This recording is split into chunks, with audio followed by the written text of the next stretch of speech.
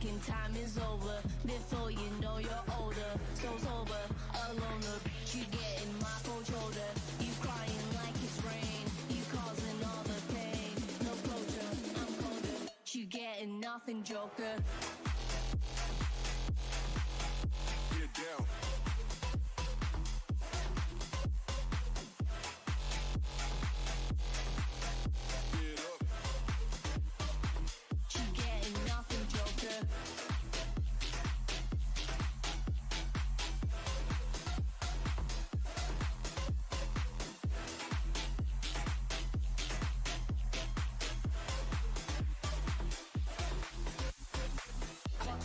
Time is over.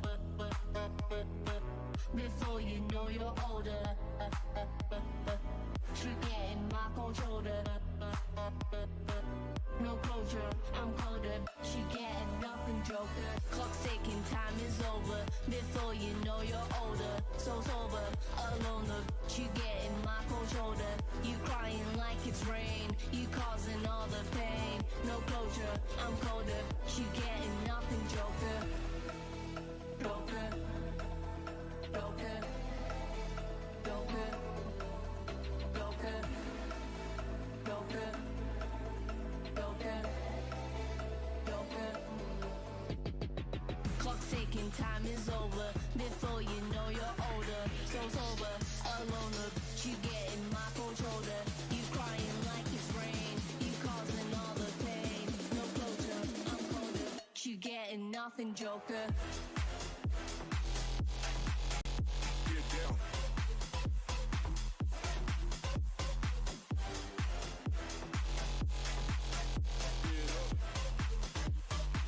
You getting nothing, Joker.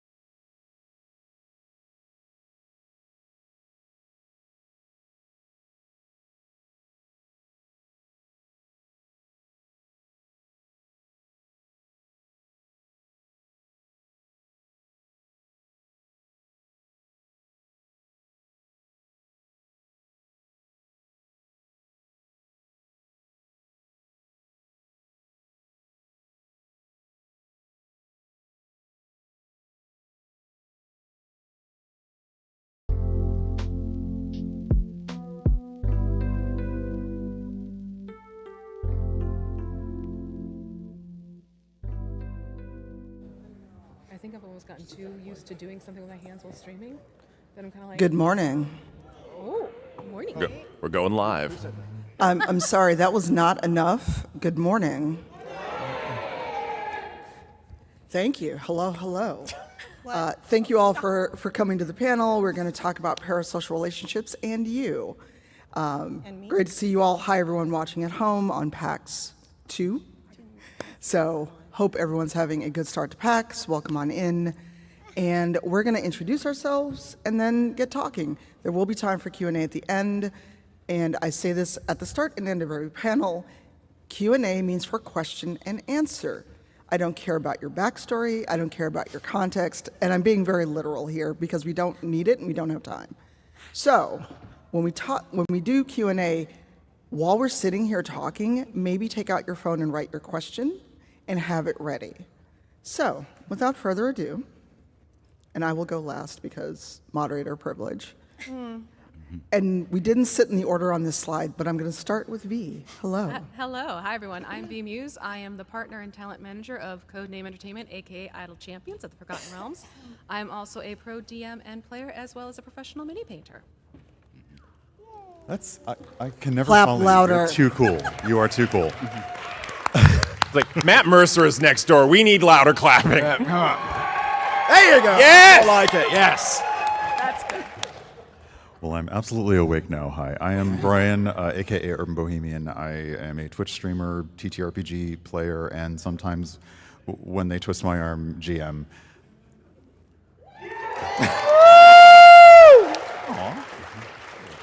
Next.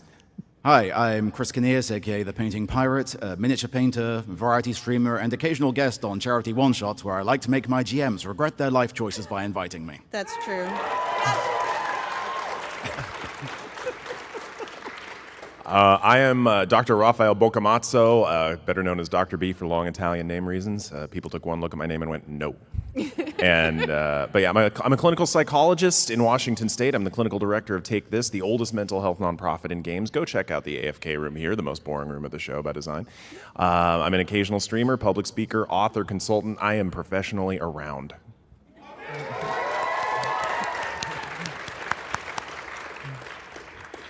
Hi, my name is Kelly Butler. I am mostly known as the Opera Geek for the main reason that I am a professional opera singer who is also a geek. I am a streamer, content creator, one-time GM, and never again, thanks to Painting Pirate. Called out. And my husband. But also I am best known for playing my dog on Idle Champions, found the familiar quest. Woo! And I am your moderator, Tanya, known as cypheroftyr online. I am basically a ne'er-do-well on the internet and on occasion in real life, as evidenced by my friends who are forced to take my charity and niceness. I also am a game developer, both day job and side gig of Into the Motherlands stream. And you've probably seen me and Brian on Rivals Waterdeep, and I was also on Black Die Society. And as a result of all these things, this is why we're having this panel.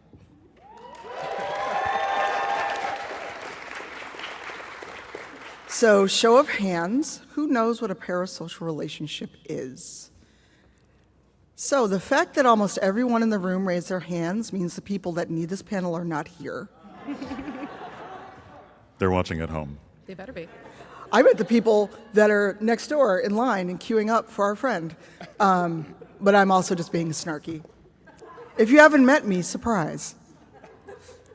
So I'm not reading this at you. I worked in corporate jobs too long to have people read slides at me, but please feel free to take a screenshot of it or take a picture of it, whatever you'd like to do. I said screenshot for those at home. But the TLDR of a parasocial relationship is that it's one-sided. And the people that watch us on our shows, our streams, interact with us, follow us on Twitter, Blue Sky, wherever you're landing these days, think that there is more there than there is. And we're gonna talk about it as everyone kind of gives their answer about parasocial relationships. I did want to point out another kind of parasocial relationship by Drs. Cohort and Emery, which looks more at social media and streaming and content creation, and that is kind of what that's aimed at. Again, I'm not going to read it at you. This isn't school. This isn't work. And this handsome fellow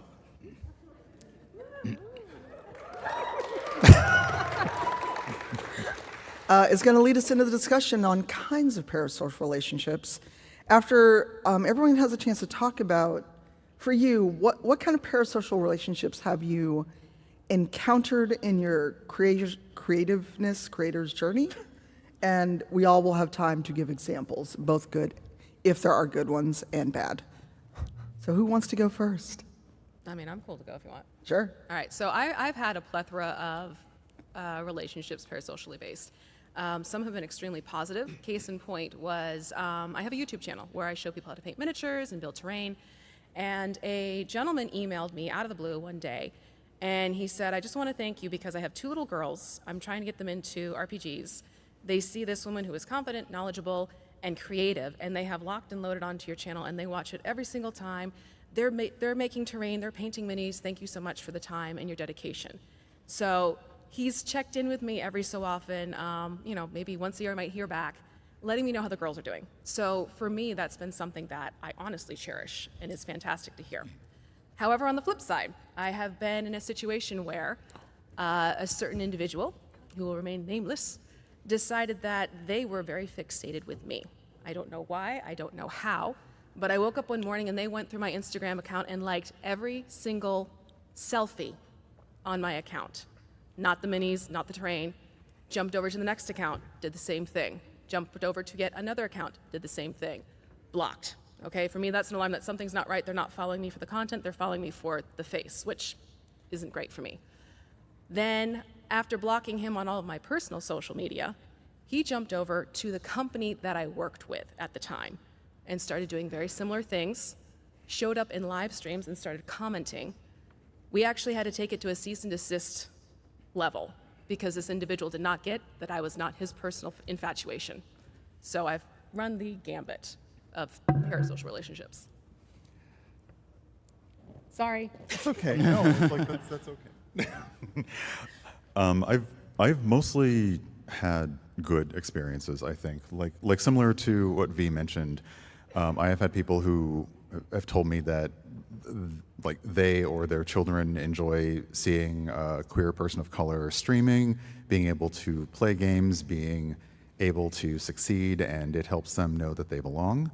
I think in terms of just knowing that I was going to be visibly black and visibly queer on the internet, I do tend to set those boundaries a little more strongly, and I try to keep my day job and everything out of my creative space, so I try to set those boundaries.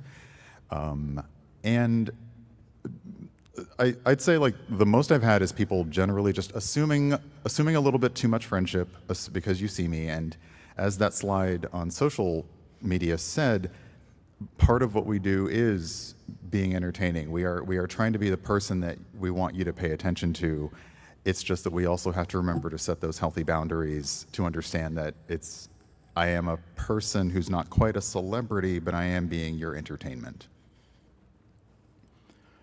Yeah, similarly, I've never had any really like outlandish, like super scary of the examples of the parasocial thing. I mean, go figure, beardy white dude on the internet. People don't really mess with me the way they like to others. Not that it doesn't happen, but you know, it's less likely.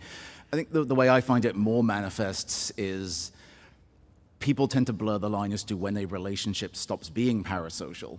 Particularly in the streaming sphere, where somebody has been around as a member of the community for a very long time, that does not equate to being a friend or having any kind of measure of responsibility.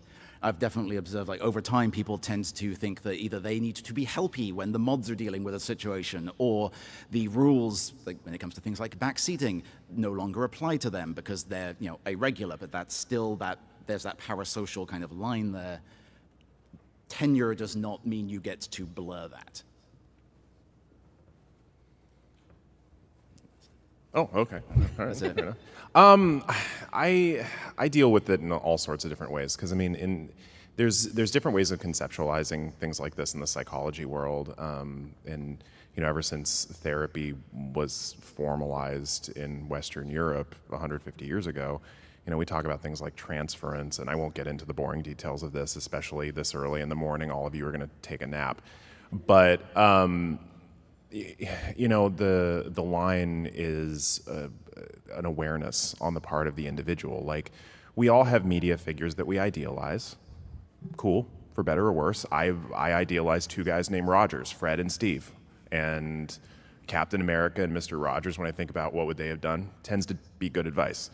But the way people have approached me being a psychologist is a little different than a lot of folks up on this panel, in that they often want rescuing.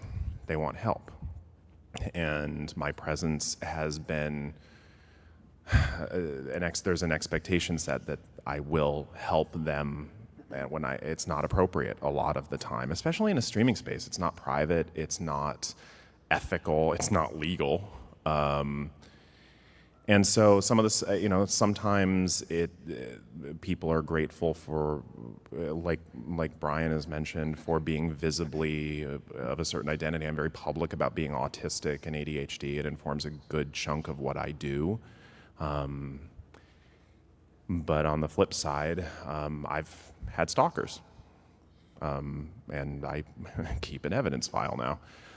So it just kind of goes both directions in terms of how things can shake down. Yeah.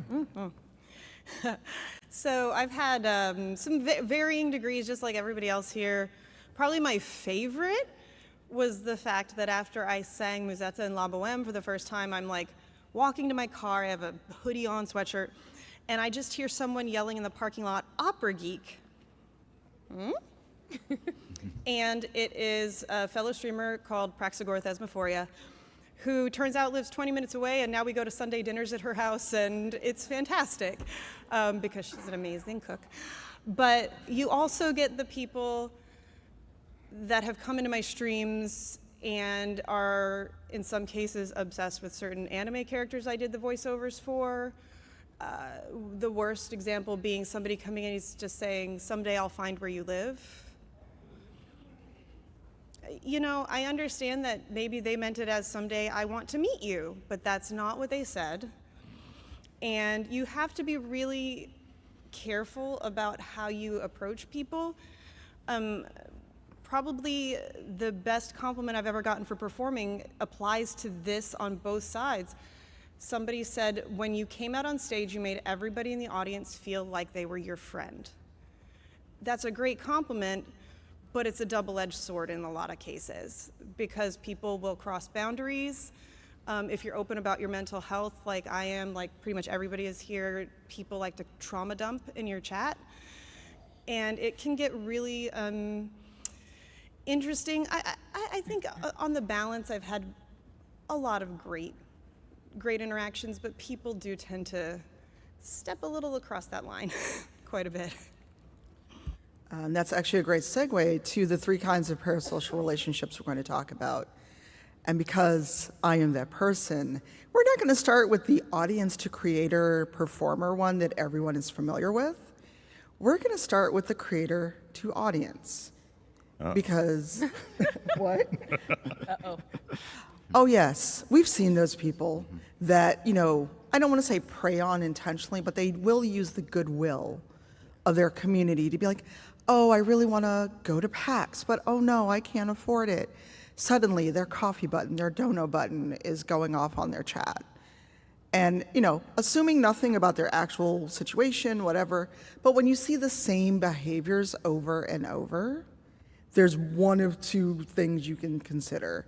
Either their community is very giving and loving and wants them to be able to do things and have cool stuff, or they are very aware of this and know the right words to say to get people to empty their pockets.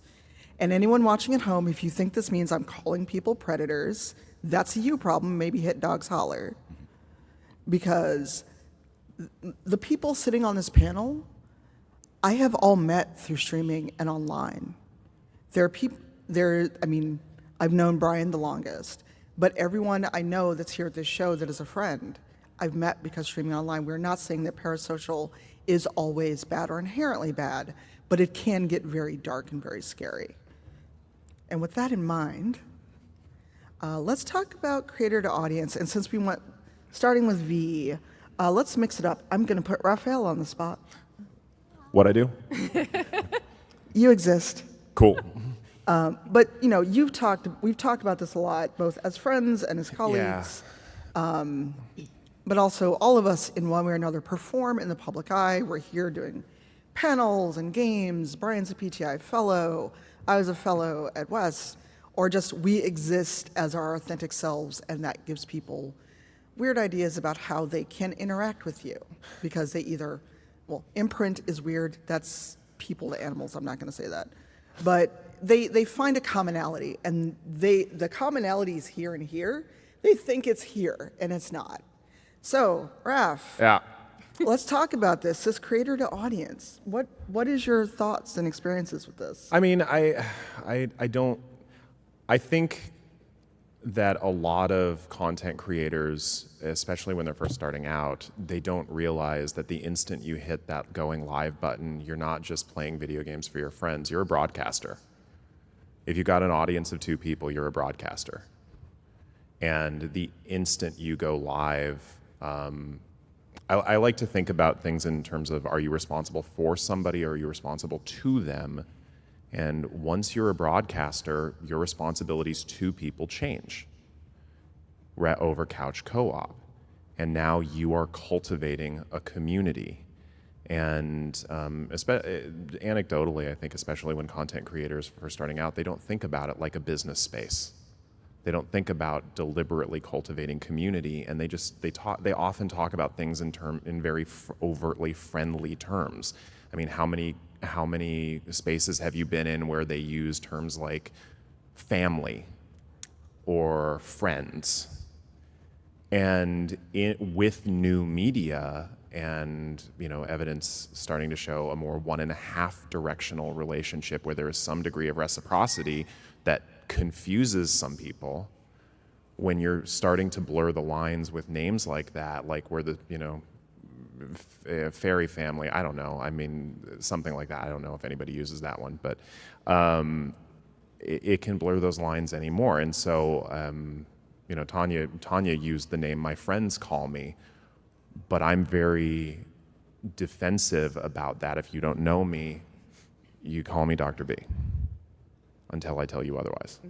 Or we err on the side of formality like you would in any other circumstance, regardless of how familiar you think you are with my life. You're not familiar with it. You're familiar only with what I tell you online, which is not the entirety of my existence, the same way with any other content creator. Hopefully that my ADHD ambling is answering your question. I realized, did I lose track of it?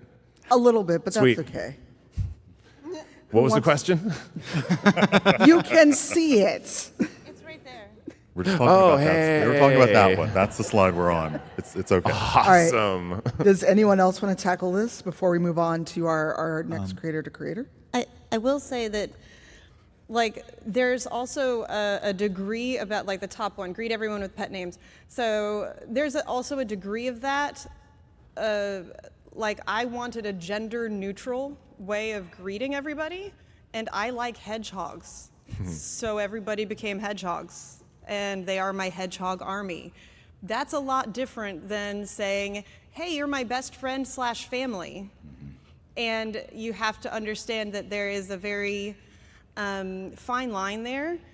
And like Dr. B said, you err on the side of being a little bit more formal until the person that you're approaching says otherwise.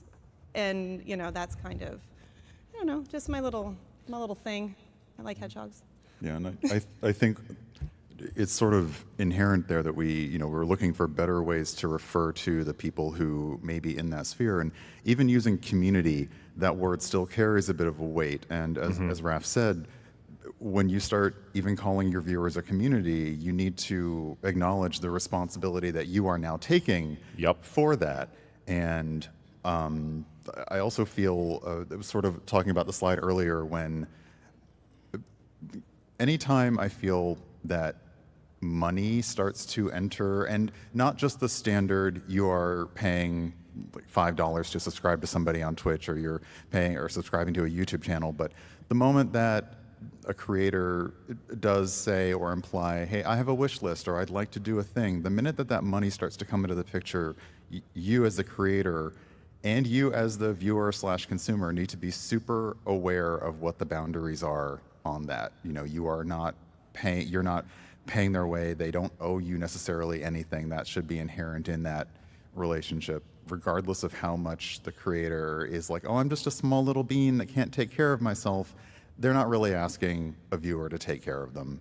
That's a very different, consensually agreed upon relationship. Yeah, no, it's true, because quite frankly, I pulled back on doing wish lists, and honestly, people were saying, can you get us a wish list? Can you go onto Patreon? And I pulled back from doing all of that because the sugar daddy factor. I actually got gentlemen emailing me, hey, I sent you this money, now I want you to send me a pic. It's like, sir, I am not JCPenney's, this is not happening. But yeah, I mean, If you understood that reference, go take Tylenol. I was going to say. I need to stretch my back. How dare you? Is this a joke I'm too British to understand? Yes. It's Betteridge. It's Betteridge's. Okay, Yeah. thank you. it was seeing that happen where I was like, you know what, this is a huge crossing of lines for me. I pulled way back from even doing it, even though it's been requested of me. I'm like, no, I'm not a comfortable person with this one.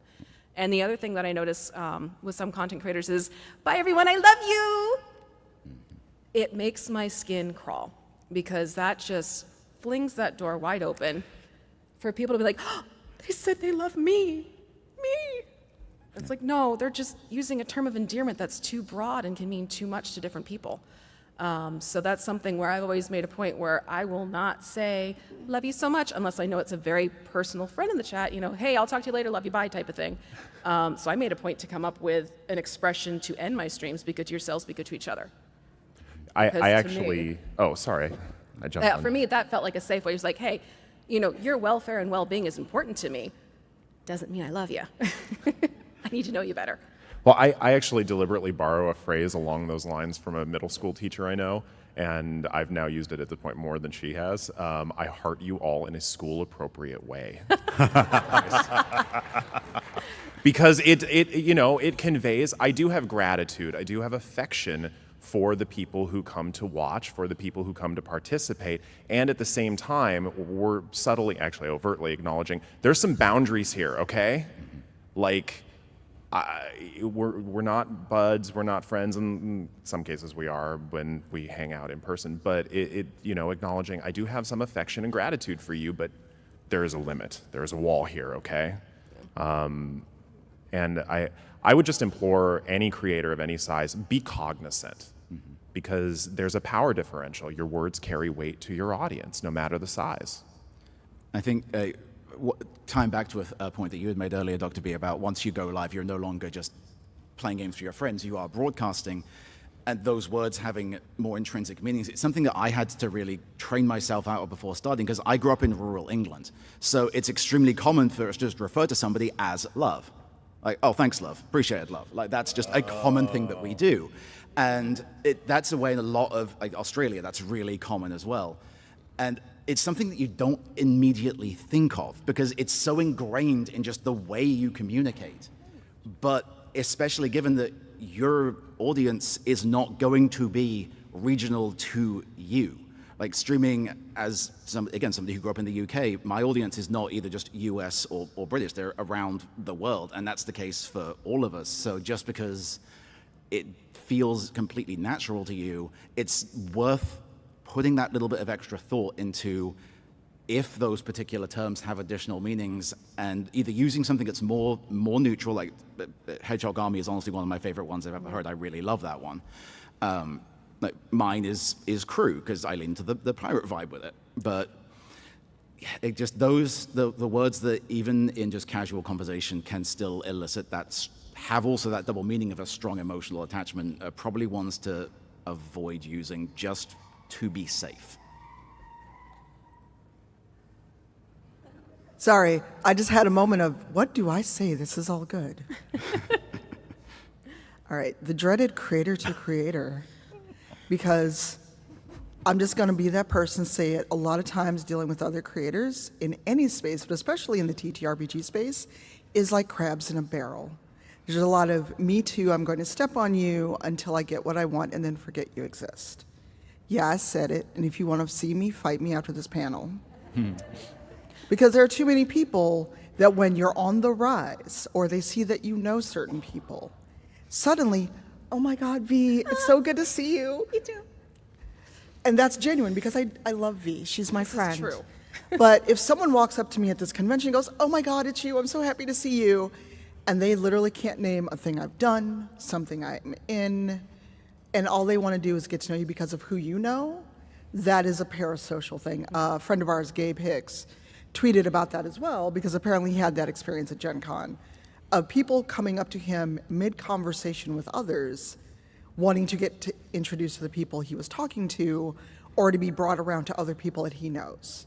You know, it is common knowledge, a lot of us interact with like the folks from Crit Roll, what have you, or we're in the same sphere, and they assume because you're in that same sphere that I can just ring up Matt and be like, hey, this person wants to do blah, blah, blah. That is so not true. Even for me, I would never do that. Hey, you must have just gone on stage. No, they're agreeing with you. That's They they are are. agreeing That's with you. concurrence. That is what that is. Yes. I just thought that was hilarious timing. But you know, a lot of people in the space, in the TTRPG space, creator space, often we wind up siloed into ourselves because we don't want to seem like we're trying to use other people. And at least I will vouch for the people on this panel and folks I know in the audience, that is not what we're doing when we want to collab with you. But because others use people so often, it is so hard to get past that first hurdle of, are you genuine? Do you want to actually be my friend? Or do you think you can step on me to get to where you want to go? And for this one, I'm going to put Kelly on the spot to start. Wait, what? Why?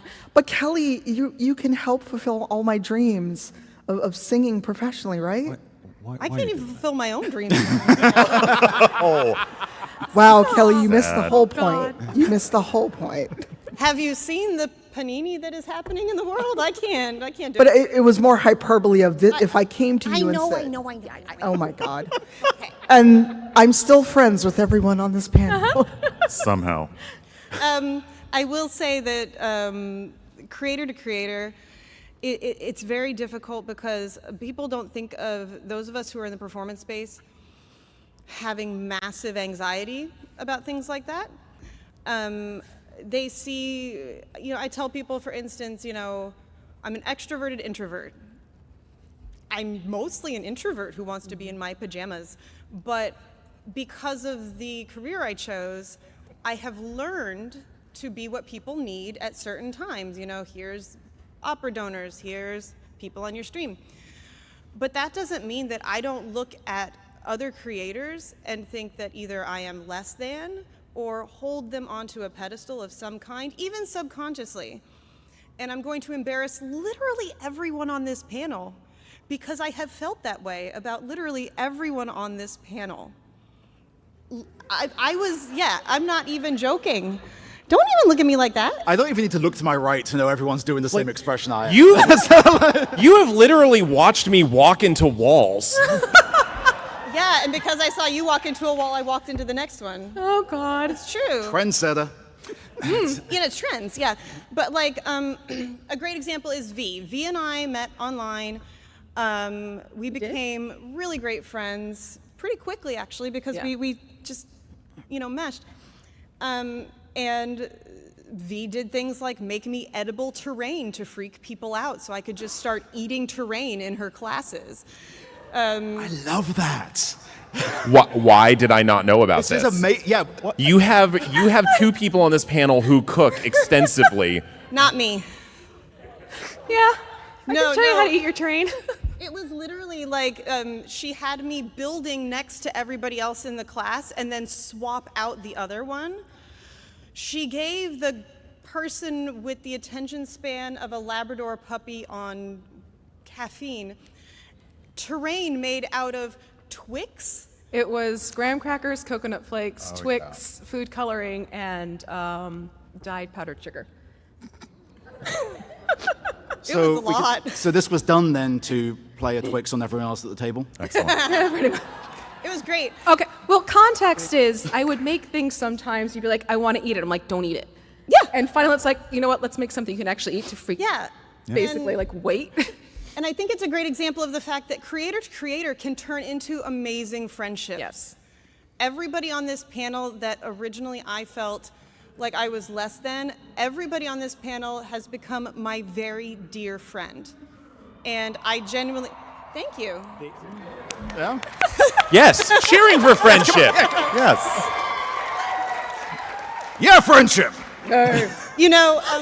Literally everybody except Brian, sorry, Brian, and Dr. B, everybody else has been in my house. I was wondering where that was going. Where this is going. Played with Scotty, gotten to chill, met my husband, hi. He's there, I'm not just saying hi to random people. But it can turn into a great friendship, but also you can still feel that constant, I have opened up too much and this is now going to be exploited against me. Yep. To use to get to the next, you suddenly become the mat on the step stool for somebody. Yeah. Mm-hmm. And that's the problem. V, can I have more edible terrain? I'll make some tomorrow. Thank you. Well, one of the, just to chime in on something, one of the things that people often forget about, I've noticed, especially early in their career, when developing business relationships, is the second word. And real relationships take time. and they are reciprocal, and they're built on mutual trust and mutual understanding. And you know, there are two, Tanya and V are so good at building relationships. No, you don't know this. I'm like taking notes every time I watch you interact with somebody. It's it's autism brain, okay? I'm just like, okay, they used social response 72 Charlie, good effect. But no, you're so good at it, and you're so good at just honoring people's experiences and not being too much and letting those relationships grow naturally over time, which is what a lot of people try and rush.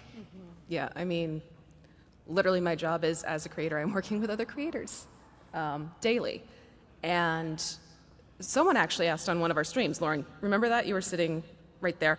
In one of our streams, someone said, do you ever get fangirl over the people you meet?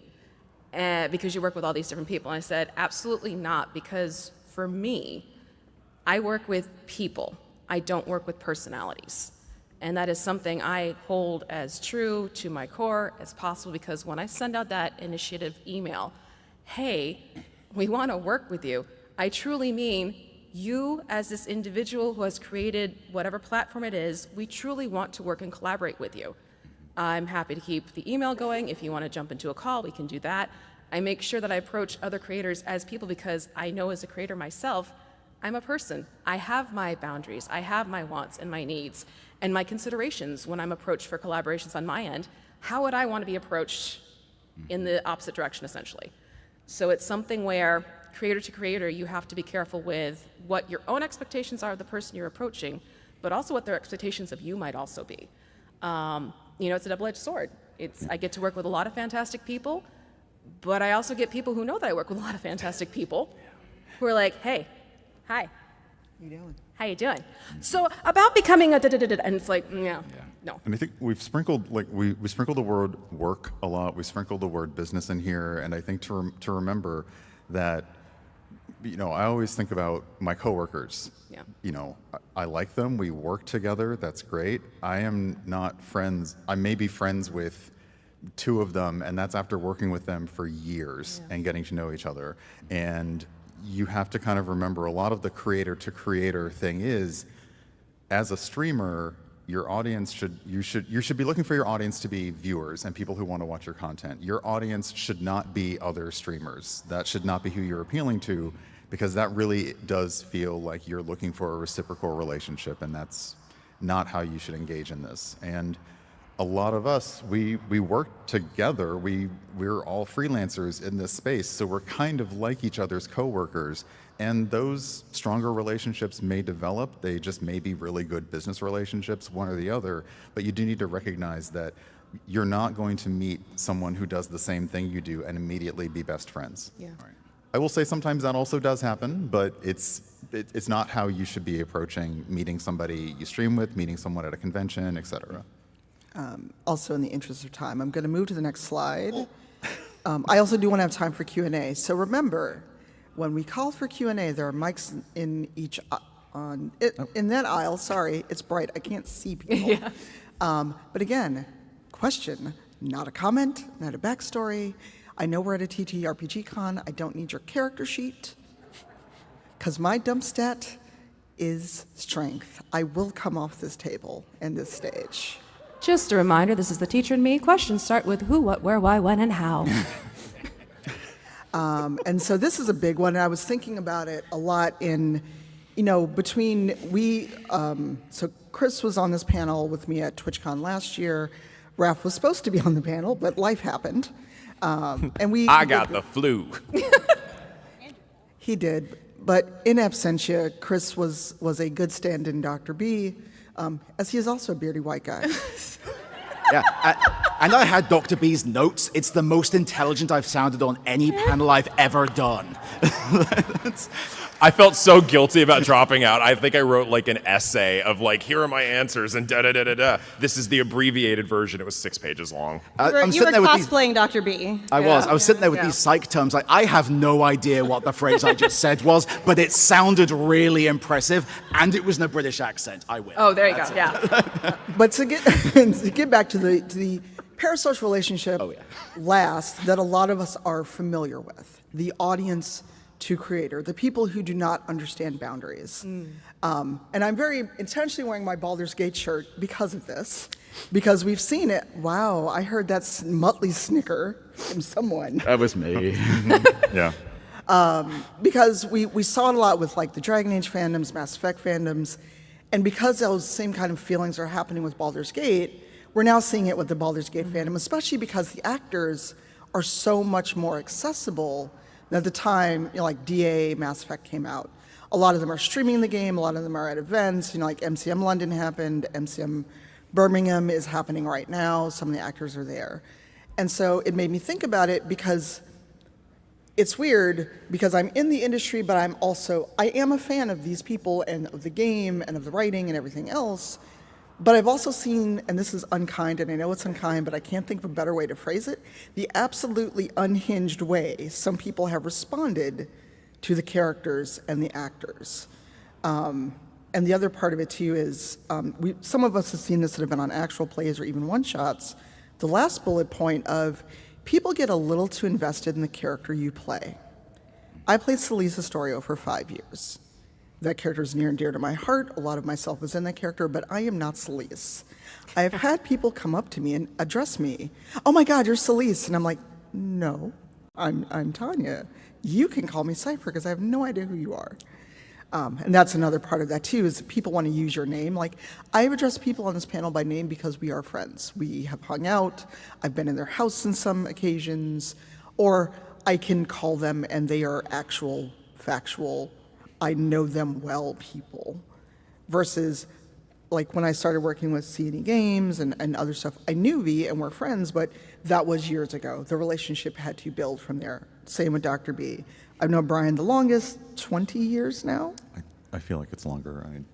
It's it feels like forever. forever. It does.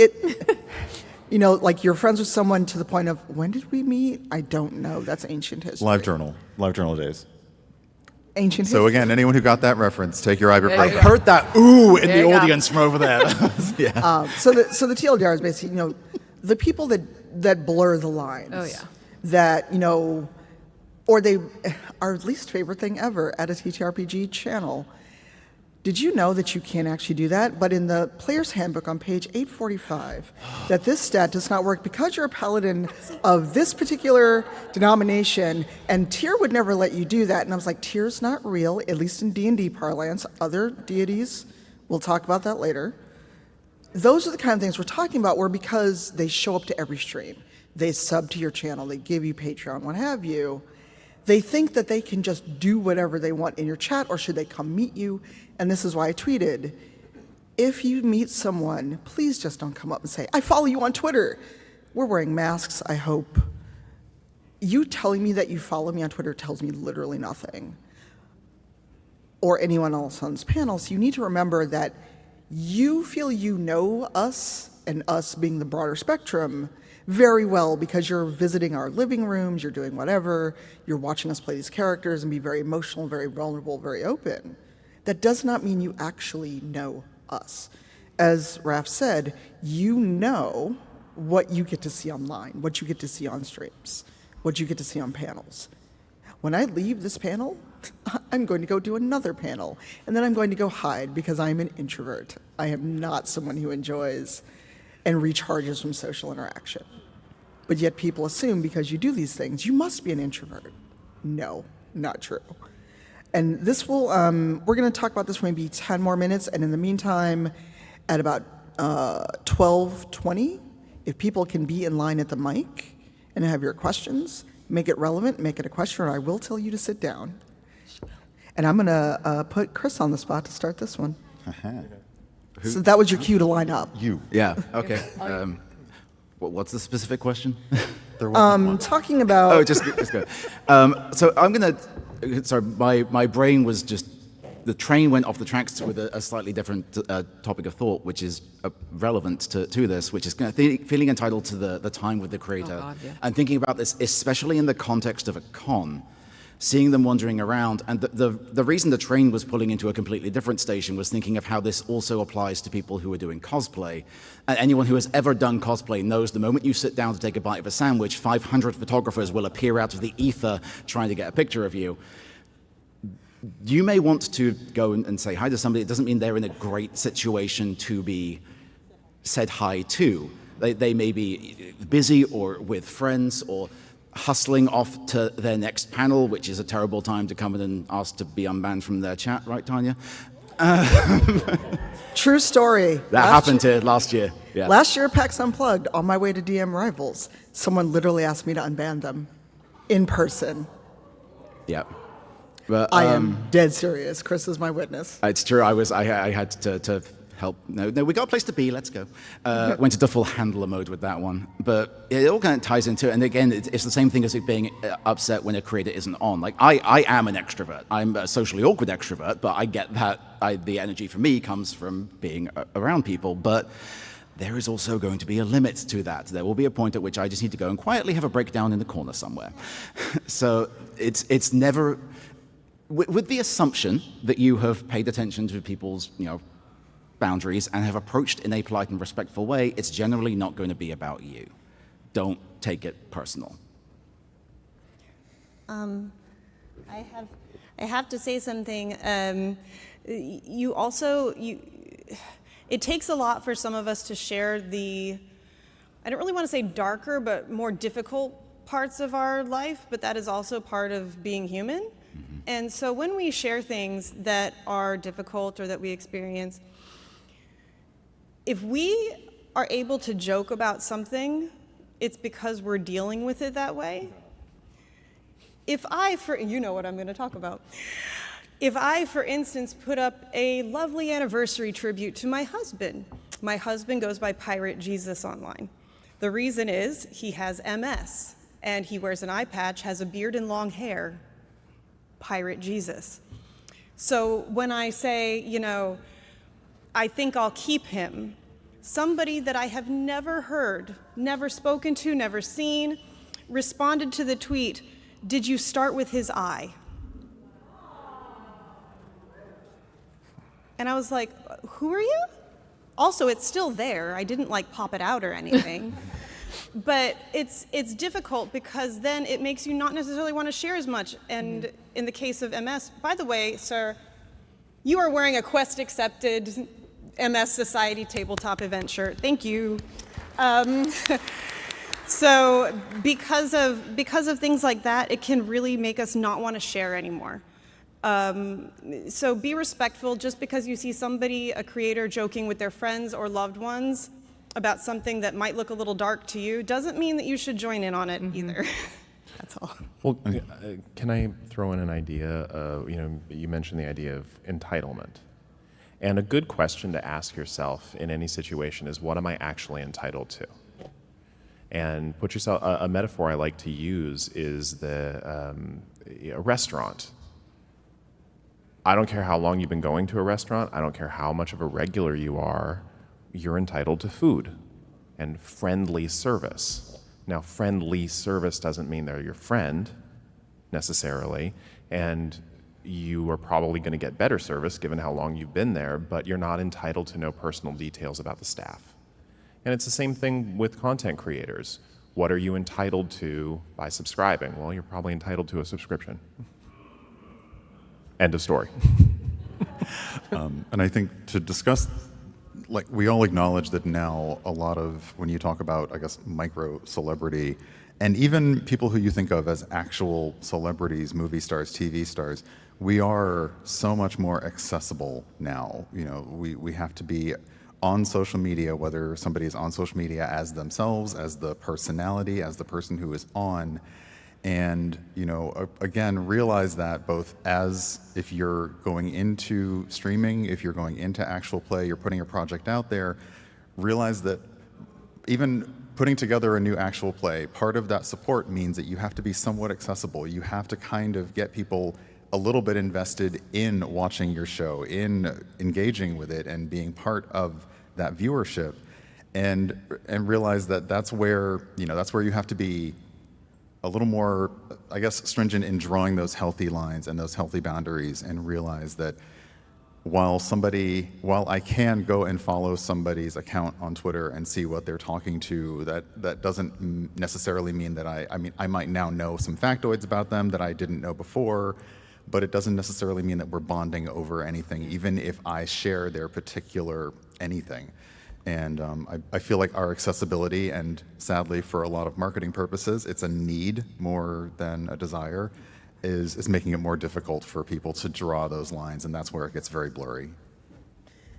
Thank you. I had a therapist do that to me. No, like I was searching for a therapist, and they looked me up, and they responded to my initial email with a ton of information I didn't share in the initial email. Oh, that's not good. That's not They good. did not understand how inappropriate that was. Yeah. I tried to teach them. They didn't understand it. And with that lovely tidbit of creepiness, we're gonna hop over to Q&A because I'm starting to get your time is now winding down messages. So let's hit Q&A. Hello, thank you for coming. What is your question? Hi, yeah, this has been fantastic, thank you. On creator-to-creator relationships, I tend to be hyper aware of them, and then that makes me bad at networking. And your question? Yes.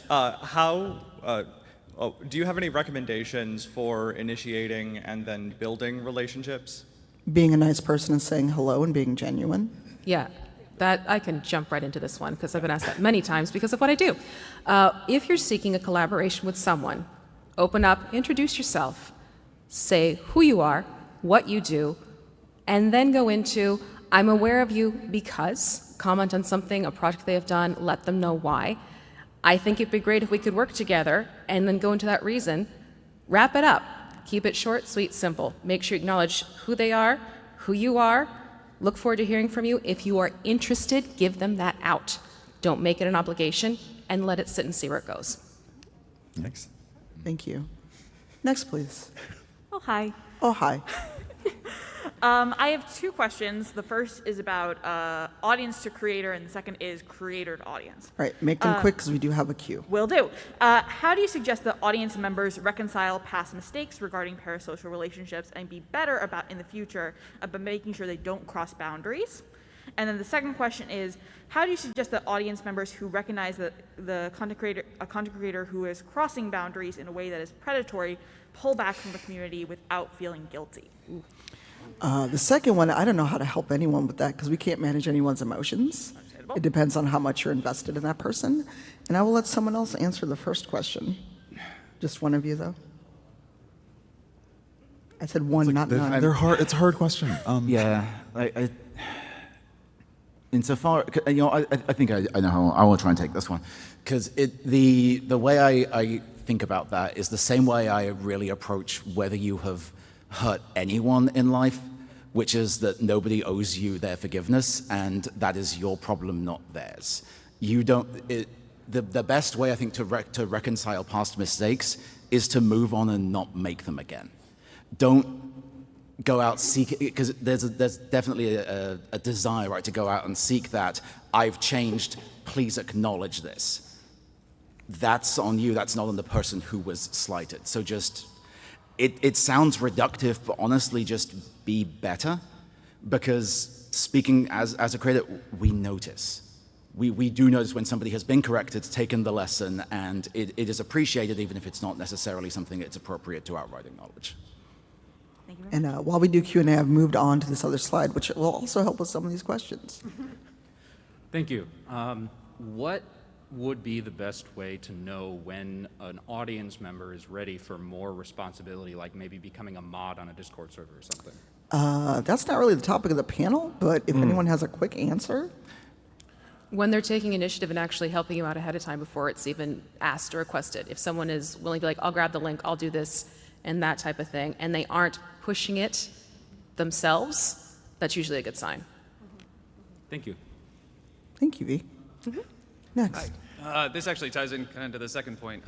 When somebody comes up to you in person as maybe having one of those uncomfortable conversations, do you have any tips or techniques that you've come up with to kind of disengage from the conversation without being too dismissive or rude?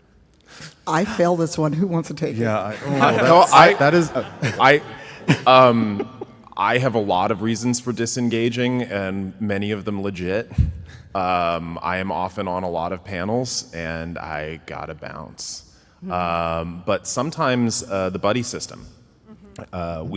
We all tend to look out for each other in a lot of ways, and if somebody is being inappropriate or we notice a signal that we've prearranged or something, we will make an excuse and usher a friend away. And the buddy system is often the most unintrusive and the most subtle, but I gotta go bounce to my next meeting. Usually true, 90% of the time. There's a lot of ways of doing it subtly, but if somebody is not taking the hint, it is okay to be overt about your boundaries of, hey, I need to go, and right now you continuing to follow me makes me uncomfortable. And if they're at that point not willing to disengage, well, that's what the enforcers are for. Yeah, and if it's something where it's coming in online, you can say, thanks for reaching out. I understand where you're coming from, but right now I feel like you're crossing a boundary, and I'd appreciate your respect to disengage and let me kind of process this and leave me alone until I reach out to you. Awesome, thanks. Hi, my question, how have setting stronger boundaries led to not collaborating or taking certain opportunities? The question was, how has setting stronger boundaries led to not collaborating or taking other opportunities? So I'll jump on that real quick because I'm not going to give any explicit situations for obvious reasons, but yeah, there have been situations where an opportunity arose and it would have involved somebody I was not comfortable working with, and that is not an opportunity that is right for you, and that is okay. It wasn't going to be an overall positive thing. Like, yes, sometimes those opportunities, and it'll suck if it then takes off and does super well, but it wasn't right. And that will happen. Thank you. We might actually get through Q&A in time. Amazing. Hi, how do you feel about fan-made content, for example, supercuts? If anyone ever makes me one, I'll tell you. My parents found out that they can search me as a GIF on Facebook. Same. Oh, yeah, same. I do think, though, there's an I don't want to get too hard into the point, but I think there's an interesting delineation, though, between like supercuts of your content and especially for those who have done extensive TTRPG stuff, fan art.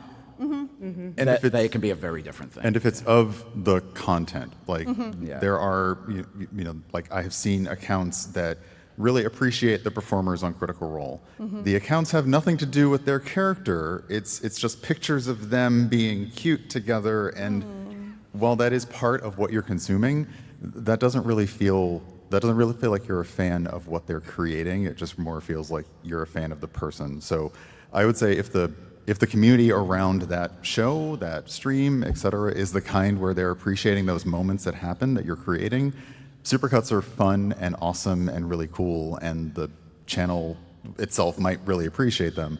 But again, it's got to be about what you're creating and that art versus this is just a supercut of every time the person smiled when they were on the show. Yeah, That's not. Yep. Yeah. All right, thank you. And one quick thing about that is that, like, things like fan fiction, other stuff. One, never send people fanfic that you've written about their characters, and by the love of anything you might hold holy, don't send them real people fiction. Look, it's a thing. I found it. I didn't want to find it, and I had to go scrub my brain. But people do this, and you know what? As long as you're not hurting anyone else, I believe in do whatever you do. But that's a very weird and very creepy boundary personally for me. But also there could be legal implications. There were people who wanted to do like fanfic or other things of like Into the Motherlands. Cool, I'm glad you enjoyed it. Never send it to me, because then that is a copyright thing that I will then have to address. Yeah. I don't know if our friend is in the audience, but a friend did food for Motherlands, and that was dope. But then someone took it a step further and suggested running their own Kickstarter to do a cookbook for a game that was still in development. So be mindful of that kind of stuff. Thank you. Hello. So I know a common scenario is for content creators to have to deal with like an overly obsessive fan. We have 5 minutes. What is your question? Have any of you had to deal with an overly obsessive content creator? Other content creators? Yes. I was going to say, Raf. Yeah. No, absolutely. I mean, because of the nature of what I do, and I'm also in somewhat of a unique position that I'm also transparent about my own mental health struggles as a mental health professional, but that's also by design to normalize the fact that all of us struggle in various ways. But people have taken that as an opportunity to really seek help from me because they were in the industry. And it was incredibly uncomfortable because I might be a psychologist, but I'm not your psychologist for a lot of legal and ethical reasons. And also psychologists do a lot of things like education, consultation, public speaking, that sort of thing. It's not just therapy. Without getting into some specifics, there have been a couple of occasions where people, and I had to put some hard boundaries down of, this is inappropriate, and in one case, do not contact me again or there will be legal repercussions. And it is okay to set boundaries. Your comfort level, or I should say their comfort level at their misdeeds, do not override your comfort level. You need to set boundaries. Protect you. Period. Thanks, Raf. Thank you. All right, we have 3 questions in 4 minutes. Can we do it? Thank you. My question is, if you mod, or if people have used in the past your mods as kind of a parasocial bridge, how do you kind of navigate that? I mod for a few of my friends' streams, and I've had to deal with, I'm not the one broadcasting. So you're the first line of defense. Yeah, how do you navigate that, sort of those situations? Yeah. I mean, if no one minds me taking it. Go for it. As a moderator, you are the first line of defense. Ideally, the person streaming or content creating should not even see those things. So I'll use an example, and this is not a brag, trust me, because I applied for it. I helped moderate Neil Newbon's stream. And people are very parasocial. They do not understand that he is a person outside of the character he voices. And a lot of times we shut things down before it's even seen. And there's a cavalcade of us moderating the chat. So it's keeping an eye out and also checking in with the person you're moderating for. Go, what is not okay? Put banned words in the list. So if someone comes in and tries to constantly at them, tag them, put like their actual name as a banned word so people can't constantly tag them. And be that first line of defense, and then have somewhere you and other moderators can check, be it a Discord channel, a Discord DM, because some of our friends that stream don't have Discords, but we do have a group DM where we can talk while they're live. And then if something's serious, talk with the other moderators, and go, is it time to ban this person? And I just got the 1 minute mark, so the 2 people still in queue, if you don't mind waiting for us outside, we will get to your questions. Sure. Thank you so much. Thank you for being here. Thank you. No problem. But I did want to make sure we could all do an outro, and then we'll be outside for a few minutes because I have another panel to get to. I don't know everyone else's schedule. But very quickly, where can people, and this is because we're a parasocial panel, where can people, with your consent, find you at this convention? All right, so if you want to find me, basically just look for VMuse. It's either got an underscore between the V and the Muse, or there's a little bit of extra to it, but all the profile pictures look like me. That's the best way to find me. If you want to find me here at PAX, go to my Twitter, X, whatever you want to call it. I do have a couple of posts up there that show where I'm going to be for this entire week. I'm Urban Bohemian pretty much everywhere. In terms of where you can find me this weekend, open the PAX app. I'm one of the PTI fellows. My schedule's in there. It's on the website. Otherwise, follow me on social media. Paintingpirate.com. All of my social stuff is linked from there. That's probably the easiest. I will be over at the Eldritch Foundry booth at 2 p.m. today doing some mini painting, and that's it. Otherwise, I'll just be around. You can find me on all the socials at the Dr. B, but more importantly, follow TakeThis.org on all the socials because we do a lot of really great work. Clap for him first. It's okay. Nope. You can find me at kellybutler.com. You can also find me as at the Opera Geek wherever fine beverages are sold, except YouTube because somebody got it first and I'm still mad about it. But other than that, yeah, just follow on socials. And as for PAX, if you see me, you can say hi. Just don't touch people unless they say okay. All right. Thanks so much. Great PAX, y'all.